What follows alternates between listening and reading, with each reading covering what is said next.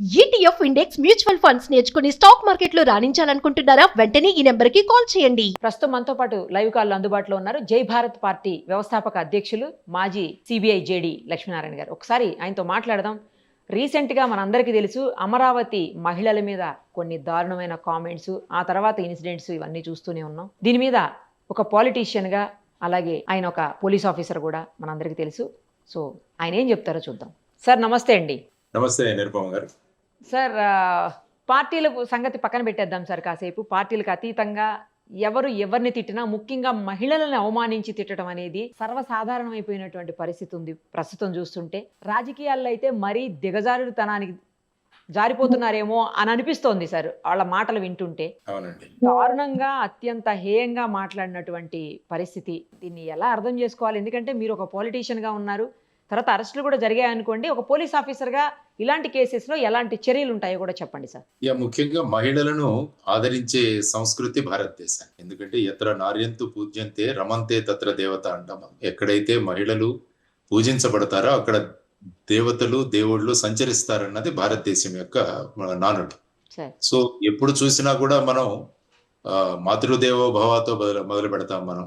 So ఇటువంటి సంస్కృతి సంస్కారం ఉన్నది భారతదేశం. కాబట్టి అటువంటి సంస్కృతి సంస్కారం నుంచి ఈ మధ్య కాలంలో దూషణలు, ముఖ్యంగా మహిళలను కించపరుచు మాట్లాడడం, అదే పెద్దగా చాలా గొప్ప హీరోయిజం గా కూడా ఫీల్ అయ్యే వాళ్ళు కూడా చాలా మంది ఉన్నారు. కానీ అది ఆ వ్యక్తుల యొక్క వాళ్ళ స్థాయి ఏంటో తెలియజేస్తుంది అనమాట.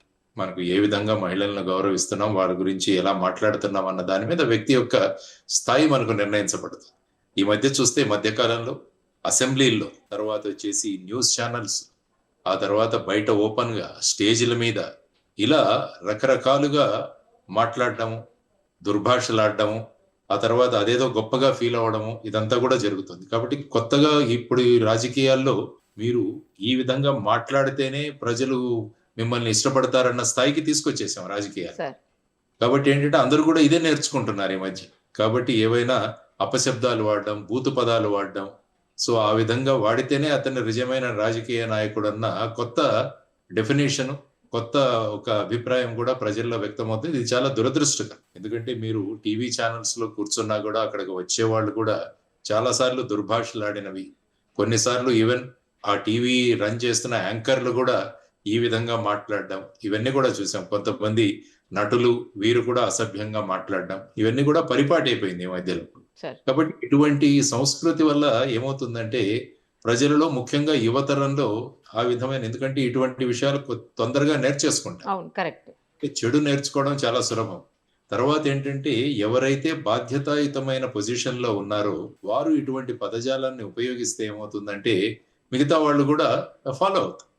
అందుకని భగవద్గీతలో కూడా అంటారు కదా, సమాజంలో ఒక స్థాయిలో ఉన్న వారి ప్రవర్తన అన్నది సమాజం మీద ప్రభావం చూపిస్తుంది. కాబట్టి ముఖ్యంగా వాళ్ళందరూ నిర్ణయించుకోవాలి. ఎమ్మెల్యేలు గాని, ఎంపీలు గాని, మినిస్టర్లు గాని, వీరందరూ కూడా ప్రజాప్రతినిధి. కాబట్టి వారి భావజాలం ఎలా ఉంటుందో ఆ భావజాల ప్రభావం అన్నది ప్రజల మీద కూడా పడుతుందన్న ఒక ఇంగిత జ్ఞానం ఉండాలన్నది ప్రధానంగా మనం కోరుకుంటున్న అంశం. సో ఈ విధమైన పరిస్థితులు రావడం అన్నది చాలా దురదృష్టకరం. కానీ ఈ మధ్య ఏంటంటే ఒక పార్టీ వాళ్ళు వీళ్ళు తిడితే ఇంకో పార్టీ వాడు దానికన్నా ఎక్కువ తిడతామన్న ధోరణిలో వెళ్ళిపోవడం చాలా ప్రమాదం, సమాజానికి ముఖ్యంగా ప్రమాదం. ఎందుకంటే రేపు ఎవరైనా సమాజంలో ఎవరైనా సరిదిద్దుదామని వెళితే వాళ్ళు ఏ విధంగా రియాక్ట్ అవుతారన్న భయంతో చాలా మంది ఎవరికి చెప్పడం మానేస్తారు. ఇప్పుడు ఎవరైనా గ్రామంలో పెద్దలు గాని, వృద్ధులు గాని, గౌరవనీయులైన వ్యక్తులు గాని యువతరాన్ని ఏదైనా సరి చెప్తాం, ఇలా తప్పు, ఈ విధంగా కాదు, ఇలా ముగ్గురు ట్రిపుల్ సీట్ వెళ్ళొద్దు, ఈ విధంగా మీరు ఈ విధంగా చేయదంటే కొన్ని చోట్ల వాళ్ళని ఏ విధంగా వాళ్ళు అడ్రస్ చేస్తున్నారంటే దాంతో ఇంకెవరు మనకెందుకులే అన్న ధోరణి సమాజంలో పడిపోయింది. ఇది చాలా సమాజానికి రాబోయే కాలంలో పెద్ద ప్రమాదకరంగా మారే పరిస్థితులు ఉన్నాయని దీన్ని అందరూ గమనించాలి. మీరు అన్నారు రాజకీయాలు పక్కన పెట్టాలి. రాజకీయాలు అన్నవి ఎప్పుడు ఎలక్షన్లప్పుడు మీరు రాజకీయాలు మీ పార్టీ వీటితో మాట్లాడుకోండి. కానీ ఆ తర్వాత ఏంటంటే సమాజంలో వ్యక్తుల యొక్క ప్రవర్తన, సమాజ అభివృద్ధి, ఇవన్నీ కూడా అందరం కలిసికట్టుగా ఆలోచించాలని నేను ఎప్పటి నుంచో చెబుతుంటాను. ఇప్పుడు మీరు ప్రస్తుతం జరిగిన సంఘటన ఏదైతే ఉందో దానివల్ల ముఖ్యంగా ఏంటంటే ఎవరైతే చట్టాన్ని అధిగమిస్తారో, చట్టాన్ని వాళ్ళు ఫాలో అవ్వరో వాళ్ళందరి మీద చర్యలు అయితే ఉంటాయి. అందులో దేర్ ఈజ్ నో డౌట్. ఎందుకంటే గత ప్రభుత్వంలో తీసుకున్నప్పుడు కొంతమంది టీవీ యాంకర్ల మీద చర్యలు తీసుకోవడం జరిగింది. ఆ తర్వాత ఇప్పుడు వచ్చిన తర్వాత చర్యలు జరుగుతూనే ఉన్నాయి. సరే. కాబట్టి ప్రధానంగా ఏమైపోయిందంటే ఇప్పుడు ఏ ప్రభుత్వాలు ఉన్నా కూడా ఈ సరే. విధంగా కక్ష సాధింపు అన్నది కూడా ఒకటి కొత్తగా మనం చూస్తున్నాం ఈ మధ్య సరే, అవును, రీసెంట్ డేస్ లో చూస్తున్నాం. రీసెంట్ డేస్ లో కక్ష సాధింపు రాజకీయాలు ఇవన్నీ. కాబట్టి ఎప్పుడు కూడా రూల్ ఆఫ్ లా అన్నది ఉండాలి. Hmm. ఎవరైనా చట్టాన్ని ఉల్లంఘిస్తే Hmm. వారు మన పార్టీ వాళ్ళు ఇతర పార్టీ వాళ్ళు దాని గురించి ఎక్కడా చూడాల్సిన అవసరమే లేదు. చట్టం ఉల్లంఘన, దాని మీద చర్యలు, Yeah, ఇవి sir. కనుక జరిగితే ఏమవుతుందంటే ఈ ప్రవృత్తి తగ్గిపోతుంది. లేకుంటే ఏమవుతుందంటే ఒక్కొక్కరు కూడా మాకు ఏమీ అవ్వదు అన్న ధోరణిలో ముందుకు వెళ్ళిపోతున్నారు. మేము రూలింగ్ పార్టీలో ఉన్నాం కాబట్టి మేము ఏం చేసినా చెల్లుతుంది అన్న ధోరణి కొంతమందిలో. సరే. సో ఆ విధంగా ఈ యాక్షన్ అన్నది ఎప్పుడైతే పార్షియల్ గా జరుగుతుందో అప్పుడు ఏమవుతుందంటే ప్రమాదానికి దారితీస్తుంది. సో ఇటువంటివి కాకుండా ముఖ్యంగా బాధ్యతాయుతమైన ప్రభుత్వాలు ఇవన్నీ కూడా పోలీసు యొక్క వ్యవహార సరళిలో వారెవరు కూడా పట్టించుకోకూడదు. మీరు చట్టం ఉల్లంఘిస్తే వాళ్ళ మీద చర్యలు తీసుకోండి అని చెప్పి వాళ్ళు చెబితే సరిపోతుంది. కానీ మా కార్యకర్త వదిలేయండి, మా ప్రతిపక్ష కార్యకర్త కాబట్టి అతని మీద చర్యలు తీసుకోండి, ఈ విధంగా మనం చూస్తే అదేంటంటే ఫైనల్ గా ఒక అరాచకానికి దారితీస్తుంది. ఒక ప్రజాస్వామ్యం అన్నదానికి ఎక్కడో ఒక చోట ప్రమాదం కలుగుతుంది అన్నది మనం అందరం కూడా గమనించాల్సిన అంశం. Yeah sir. ఇప్పుడు ఇలాంటి వాటిల్లో ఎలాంటి శిక్షలు పడే అవకాశం ఉంటుంది సార్ అసలు? అంటే మహిళలను ఈ విధంగా మాట్లాడడం అన్నది చట్ట రీతిగా అది చట్ట ఉల్లంఘన. అంటే మహిళల మీద ఈ విధంగా అపశబ్దాలు మాట్లాడడం, ఇంతకుముందు 294 అనేవాళ్ళం, ఈ ఐపీసీలో కానీ 509 ఐపీసీ అనేవాళ్ళం. వాటికి కరెస్పాండింగ్ గా ఇప్పుడు బిఎన్ఎస్ లో కొత్త సెక్షన్లు వచ్చాయి. కాబట్టి మహిళల పట్ల పరుషంగా మాట్లాడడం, మహిళల పట్ల అసభ్యంగా మాట్లాడడం, ఇవన్నీ కూడా చట్ట ప్రకారంగా చర్యలు ఉంటాయి వాళ్ళ మీద. ఐ థింక్ 3 సంవత్సరాల వరకు ఆ విధంగా. తర్వాత ఈ మధ్య ఏంటంటే సంఘటితంగా ఇవన్నీ తయారు చేస్తున్నారు. అంటే ముందే ఒక ఆలోచనతో ఒక సంఘటిత చర్యగా, అంటే ఒక ఆర్గనైజ్డ్ క్రైమ్ గా ఇది జరుగుతోందని ఈ మధ్య కొత్తగా ఆర్గనైజ్డ్ క్రైమ్ సెక్షన్ లో కూడా దాంట్లో పెడుతున్నారు. ఓకే. సాధారణంగా ఏంటంటే 7 సంవత్సరాల కన్నా తక్కువ శిక్షలు ఉన్న వాటిలో సర్వసాధారణంగా అరెస్టులు చేయకూడదు. మీరు సెక్షన్ 35 బిఎన్ఎస్ఎస్ ప్రకారం నోటీసులు ఇవ్వాలి. నోటీసులు ఇచ్చి వాళ్ళ దగ్గర నుంచి సమాధానం రాబట్టాలని. కానీ ఇప్పుడు ముఖ్యంగా ఈ సంఘటిత నేరాలు ఏవైతే ఉన్నాయో వాటిలో దీన్ని కూర్చోబెట్టడం వల్ల అవి 7 సంవత్సరాల కన్నా ఎక్కువ పనిష్మెంట్ ఉండడం వల్ల వెంటనే అరెస్టులు చేయడానికి కూడా జరుగుతుంది ఈ మధ్య చూసుకుంటే. సో ఆ విధమైన పరిస్థితిలో ఏది చేసినా కూడా చట్ట వ్యతిరేకంగా జరిగితే మటుకు వారి మీద చర్యలు తీసుకోవాల్సిన అవసరం ఉంది. కానీ అది అందరికీ సమానంగా వర్తింపజేసేటట్టు ఉండాలి. అది ముఖ్యంగా విషయం. సో మా వాళ్ళు, వాళ్ళ వాళ్ళు, మా మద్దతు ప్రకటించే వాళ్ళు ఇలా కాకుండా ఎవరైతే చట్టాన్ని ఉల్లంఘిస్తారో అప్పుడు ప్రజల్లో ఒక భయం కలుగుతుంది. లేకుంటే ఏమవుతుందంటే మాకు పార్టీ అండదండలు ఉన్నాయి కాబట్టి మమ్మల్ని ఎవరు ఏమీ చెయ్యలేరు అన్న ధోరణి వచ్చినా కూడా అది కూడా పోలీసుల యొక్క అస్తిత్వానికి కూడా అది ప్రమాదకరం. అంటే పోలీసుల మీద విశ్వాసం కూడా తగ్గిపోతుంది. అంటే వీళ్ళు కూడా అధికార పార్టీ ఏది చెబితే ఆ విధంగా చేస్తున్నారా అన్న ఒక అనుమానం రావడానికి కూడా ఆస్కారం ఇస్తాం. దానివల్ల ఏంటంటే రేపు ప్రజలను నియంత్రించడంలో పోలీసులకి వాళ్ళ శక్తి సరిపోతుంది. అంటే మన లాఠీలు, మన తుపాకులు ఇవన్నీ ఉన్నాయి, వాటితో నివారించడం, మనం నోటితో వారిని కంట్రోల్ చేయగలగాలి. ఆ శక్తి ఎప్పుడు వస్తుందంటే మనం ఎప్పుడైతే రూల్ ఆఫ్ లా గనక మనం ఇంప్లిమెంట్ చేస్తే వీరు ఎవరి సైడ్ తీసుకోరు, చట్టాన్ని ఎవరు ఉల్లంఘిస్తే వాళ్ళ మీద చర్యలు జరుగుతాయన్న సమాజంలో ఒక మెసేజ్ వెళ్తే ప్రజలందరూ కూడా వాళ్ళు చట్టబద్ధంగా ప్రవర్తించడానికి పూనుకుంటారు. లేకపోతే మనకెక్కడో తప్పించుకోవడానికి ఆస్కారం ఉందని మనకి ఎక్కడైనా ఒక ధోరణి కనిపిస్తే అప్పుడు ఏమవుతుందంటే ఈ విధమైన పరిస్థితులు మనకు వస్తాయి. అందువల్ల పోలీసు యంత్రాంగం అన్నది ఎవరికి నిష్పక్షపాతంగా పనిచేయాలి. దానికోసమే 2006వ సంవత్సరంలో ప్రకాష్ సింగ్ గారు సుప్రీంకోర్టులో ఒక పబ్లిక్ ఇంట్రెస్ట్ లిటిగేషన్ 96లో వేశారు పోలీసు రిఫార్మ్స్ గురించి. అందులో మొదట చెప్పింది ఏంటంటే సుప్రీంకోర్టు ప్రతి రాష్ట్రంలో పోలీసుల యొక్క చర్యలను పర్యవేక్షించడానికి కానీ వాళ్ళ వర్కింగ్ ఎలా ఉంది అన్న దాని మీద సమీక్ష చేయడానికి కానీ స్టేట్ సెక్యూరిటీ కమిషన్ అన్నది ఒకటి అపాయింట్ చేయాలని చెప్పారు. అందులో ముఖ్యమంత్రి, హోంమంత్రి, లీడర్ ఆఫ్ అపోజిషన్, తర్వాత 2 జడ్జీలు, ఆ తర్వాత స్టేట్ హ్యూమన్ రైట్స్ కమిషన్ వ్యక్తులు, వీరందరూ కూడా ఉంటారు. చాలా పెద్ద లిస్ట్ ఉంది అది. కానీ ఏ రాష్ట్రాల్లో కూడా ఈ స్టేట్ సెక్యూరిటీ కమిషన్ ఏర్పాటు చేయట్లేదు. ఎందుకంటే ఎప్పుడైతే ఈ కమిషన్ వస్తుందో అప్పుడు పోలీస్ యంత్రాంగం యొక్క పని వీరు చెప్తారు. కాబట్టి ఓహో! అప్పుడు మళ్ళా పాలనలో ఉన్న ప్రభుత్వాలకు ఇబ్బంది. ఓకే. ఓకే. కాబట్టి వాళ్ళు మీరు ఈ విధంగా జరుగుతోంది, ఈ విధంగా జరుగుతోందని తప్పు పెట్టడం మొదలుపెడితే ఏమవుతుందంటే, సాధారణంగా ప్రభుత్వాలు ఎలా ఉంటాయంటే, పోలీసులను తమ చేతుల్లో పెట్టుకొని నడిపిద్దామన్న ధోరణి ఉంటుంది మామూలుగా. ఎందుకంటే ప్రజలకి స్ రోడ్డు మీద కనిపించే ప్రభుత్వం పోలీసు.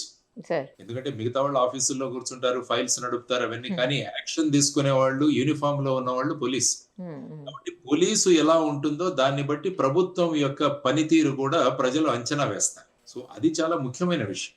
కాబట్టి చాలా మంది అనుకోవచ్చు ప్రభుత్వంలో ఉన్నవాళ్ళు మనం పోలీసుల్ని ఉపయోగించుకుందాం, మనం చేద్దాం. కానీ ప్రజల్లో ఇది అసంతృప్తికి దారి తీస్తుంది. ఇది కూడా వాళ్ళు గమనించాల్సిన అంశం. సో ఈ విధమైన పరిస్థితుల్లో ప్రస్తుతం చేయాల్సింది ఏంటంటే ఈ స్టేట్ సెక్యూరిటీ కమిషన్ అన్నది ఏర్పాటు చేయడం చాలా అవసరం. అది నేను చాలా సార్లు చెప్పాను. చాలా సార్లు మనం డిబేట్లలో కూడా మాట్లాడుకున్నాం. కానీ ఎప్పుడైతే మీరు రూల్ ఆఫ్ లా అన్నది ఖచ్చితంగా అమలు చేయాలి అనుకుంటున్నారో స్టేట్ సెక్యూరిటీ కమిషన్ ఏర్పాటు చేయండి. ఎందుకంటే ఇది రాష్ట్ర హితవు కోసం చెప్తున్నారు. ఎప్పుడు కూడా ప్రభుత్వంలో ఉన్నవారు రాష్ట్ర హితవు కోసం పనిచేయాలి కానీ పార్టీ హితవు ఈ విధంగా పని చేసుకుంటూ వెళితే ఏమవుతుందంటే ప్రజాస్వామ్యం నిలబడదు. ఆ తర్వాత ప్రజలలో లేనిపోని విధంగా ఒక చిన్న చిన్న గ్రూపులుగా మారిపోయి ప్రభుత్వానికి సపోర్ట్ చేసేవాళ్ళు, ప్రభుత్వానికి వ్యతిరేకులు ఈ విధమైన గ్రూపులు ఏర్పడిపోయి ఏమవుతుందంటే ప్రజలలో ఒక రకమైన అశాంతి నిండుకుంటుంది. అంటే మంచి పరిస్థితులు ఉండవు సమాజంలో. ఎప్పుడు కూడా అశాంతి, అభద్రతా భావం. ఆ! ఎప్పుడైనా రాష్ట్రం బాగుంది అంటే ప్రజలు శాంతిగా ఉంటూ మన ప్రాథమిక హక్కులు ఏవైతే ఉన్నాయో వాటికి ఎక్కడా భంగం వాటిల్లదు అన్న, ఎవరైనా భంగం చేయడానికి ప్రయత్నిస్తే వెంటనే వారి మీద చర్యలు తీసుకుంటారన్న భరోసా వస్తే ఏమవుతుందంటే అందరూ సక్రమంగా నడుచుకుంటారు. ఇది ప్రభుత్వాల యొక్క బాధ్యతని నేను అంటాను నిరుపమ గారు. కరెక్ట్ చెప్పారు సార్. కరెక్ట్ చెప్పారు. సార్ ఇప్పుడు ఎవరైతే చర్చ చేశారో వాళ్ళు, చర్చలో పాల్గొన్న వాళ్ళు అందరూ కూడా శిక్షార్హులేనా సార్? లేకపోతే గ్రీవియన్స్ ఏమైనా తగ్గుతదా? అంటే తీవ్రత ఏమైనా తగ్గుతదా ఒకళ్ళకొకళ్ళకి? ఎట్లా అసలు ఇది? అంటే ప్రతి క్రైమ్ ఏదైతే ఉంటుందో దానిలో ప్రధానంగా చూసేటంటే 2 విషయాలు. హ్మ్. ఒకటి మీ ఉద్దేశం ఏంటి?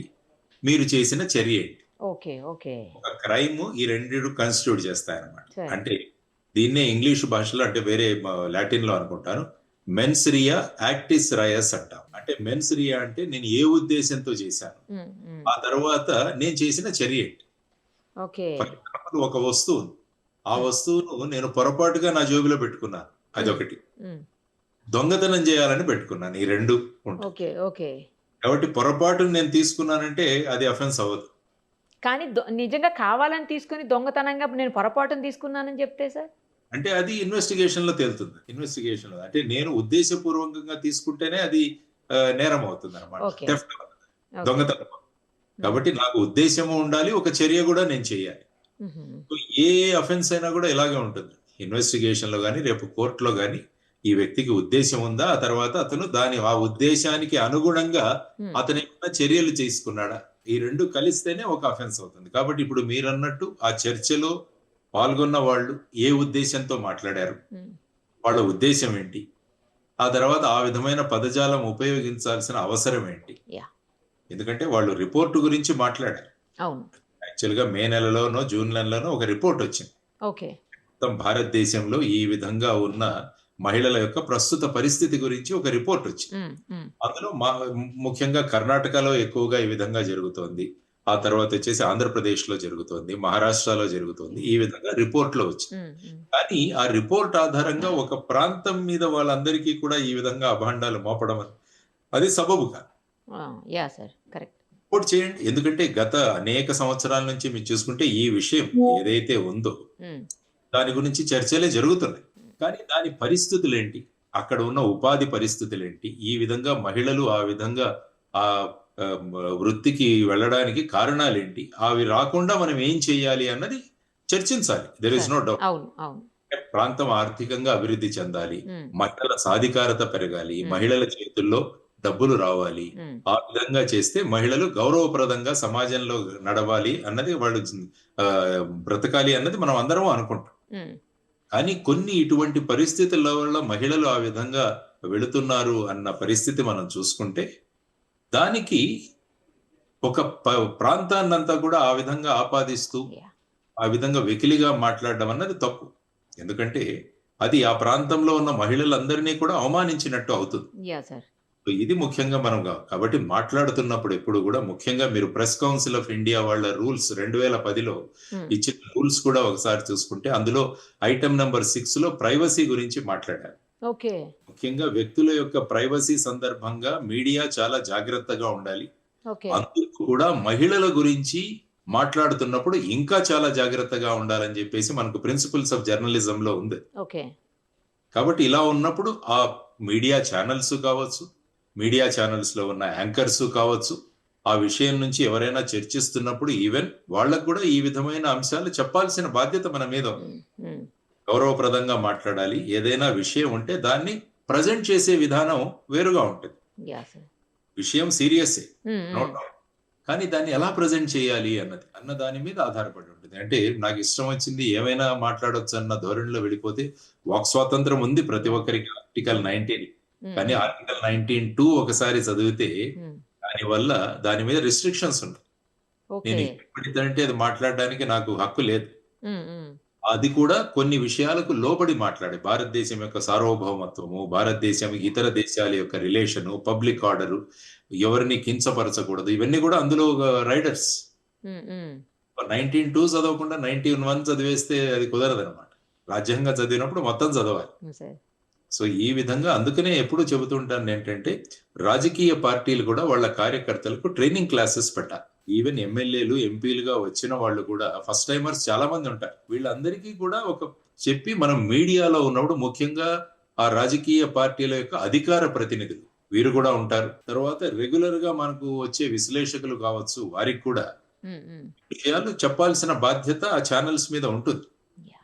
అంటే మీరు కూర్చోబెట్టారు ఏమైనా మాట్లాడొచ్చు అంటే అది నడవదు కదా. ఎందుకంటే ఒక సభ్య సమాజంలో ఉన్నాం మనం. అంతే కదా సార్. సభ్య సమాజంలో ఉన్నప్పుడు మన భాష, ప్రతి ఒక్క మాట, ఎందుకంటే నోటి నుంచి బయటకు వచ్చిన మాట, విల్లులోంచి బయటకు వచ్చిన మాట, తర్వాత వచ్చేసి తర్వాత జరిగిపోయిన కాలం వెనక్కి తీసుకురాలి. కాబట్టి మాట్లాడుతున్నప్పుడు మన భాష అన్నది చాలా స్పష్టంగా ఉండాలి, గౌరవపూర్వకంగా ఉండాలి, ఎదుటి వారికి కించపరచకుండా ఉండాలి. కానీ మన విషయాన్ని సూటిగా మనం మాట్లాడవచ్చు, టెక్నికల్ గా మాట్లాడొచ్చు, ఏదైనా కూడా టెక్నికల్ గా విత్ ఫ్యాక్ట్స్ అండ్ ఫిగర్స్ మాట్లాడచ్చు. దాని గురించి మీరు అందరికీ ఆపాదించడం అన్నది సబబు కాదు. కాబట్టి ఇటువంటి చర్యలు ఎవరు తీసుకున్నా, ఎవరు చేసినా కూడా, irrespective of channels, irrespective of political parties, irrespective of status of that person కావచ్చు, వారి మీద చర్యలు తీసుకోవాల్సిన అవసరం చాలా. రైట్ సార్, చూద్దాం ఏం జరుగుతుంది అనేది.